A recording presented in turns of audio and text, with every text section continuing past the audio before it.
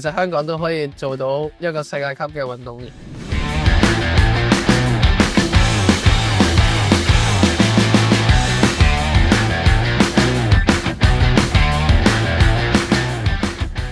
我覺得即係呢一次嘅比賽咧，對我嚟講係最特別咧，因為同我嚟講，呢一次喺澳網呢一個咁大型嘅舞台去比賽咧，係我由細個好細個就會有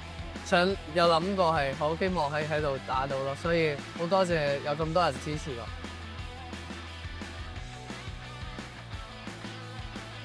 今次我嘅經驗好好啦，因為可以喺咁多香港人面前打啦，同埋令到即係聽到咁多人去支持我，去鼓勵我，係一樣我一路細個就會諗嘅一樣嘢，所以係對我嚟講好緊要咯，同埋可以喺咁多人面前可以打到一場咁好嘅比賽係好好。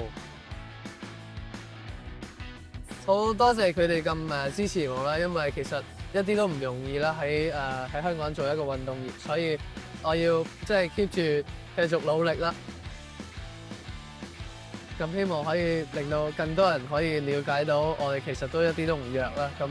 其實香港都可以做到一個世界級嘅運動員。